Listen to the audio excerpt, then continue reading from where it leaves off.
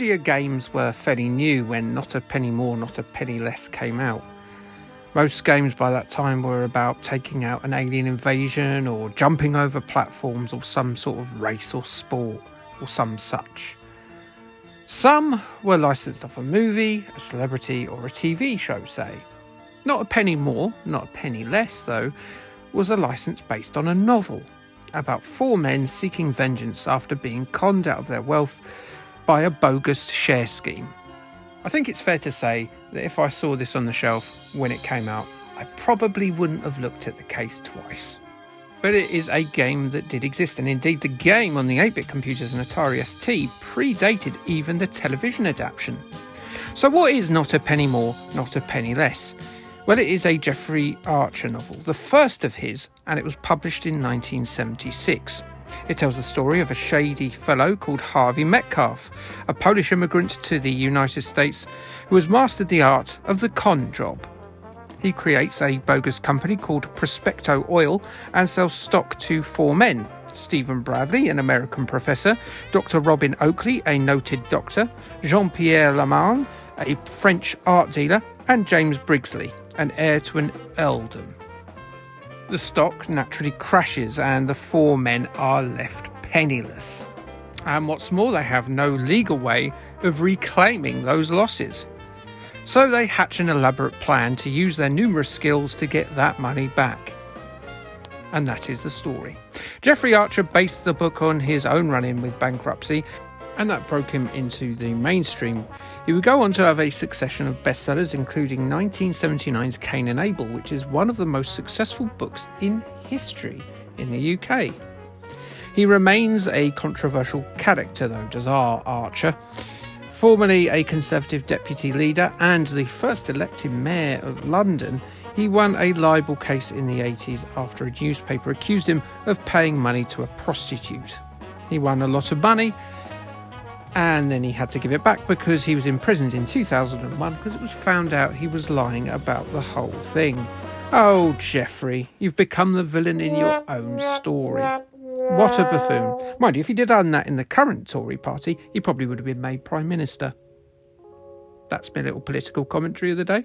As well as the video game, there was a TV adaptation of the work in 1990, starring Ed Asner, Ed Begley Jr. and Jenny Agutter. And you probably know that already, as I've been using footage all over this, and I've already mentioned it already as well.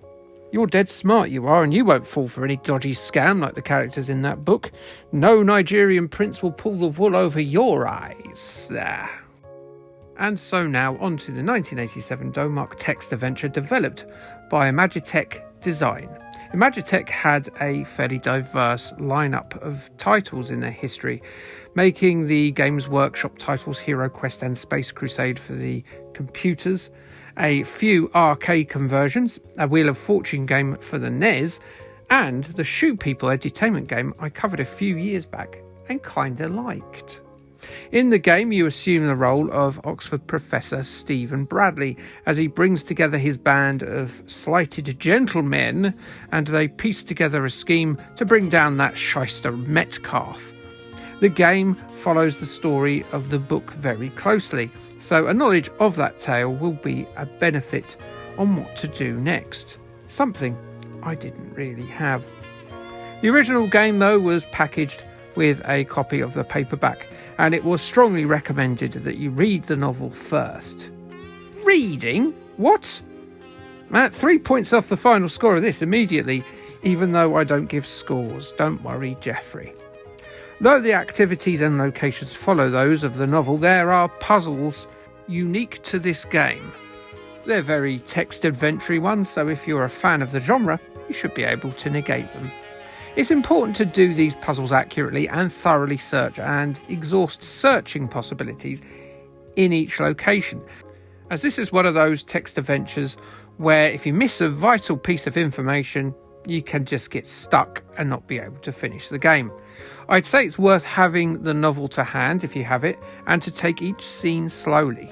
Once you've done a scene, there's no returning, you see. You can't north, then south again, and have another look. It's a sizable flaw, but it's something we've seen before in things like the Archers and the Adrian Mole games. Starting in Bradley's office in Magdalen College, Oxford, you must compile a dossier on Metcalfe's activities, looking to find information that'll bring that bugger down. You'll also get access to a telephone which can help you contact the other 3 bozos conned by that dirty swine.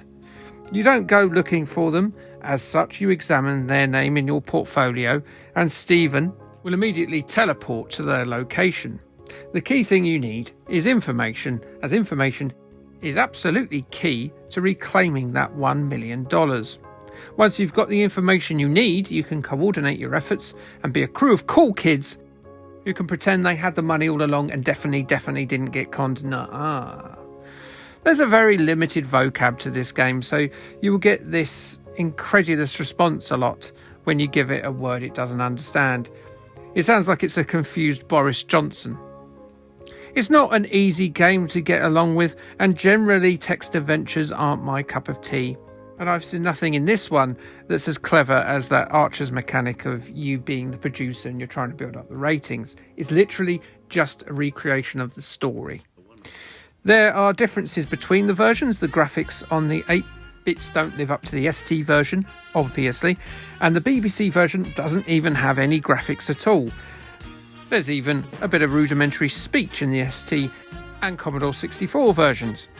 It's definitely not one for beginners or inexperienced text adventurers, and if you've bought this back in the day without that experience, you will probably be seeking to get your money back from that unscrupulous villain who sold it to you in W.H. Smith's Art Imitating Life. CMVG gave it a 8 out of 10 in February 1988. They said it is a tricky game requiring careful thought and planning. Zap said it is by no means a terrible program, and it's definitely worth perseverance, just not too much. They gave it a 58% in February 1988. Micro User weren't a fan at all. They gave it a resounding 0 in August 1988. They said the book was worth the price, but the game, the reversible disc, is worth 50p. Not a penny more, not a penny less. Ooh. So there's that. Don't worry, we've got more novel adaptations later on in this series, but let's be less cerebral for now, because we're going to be a bunch of illiterate dum-dums again, aren't we? We're going to stuff our face with junk food. What junk food? Skips. Yeah, go on then. Next up is Action Biker. Like, subscribe, and K, thanks, bye.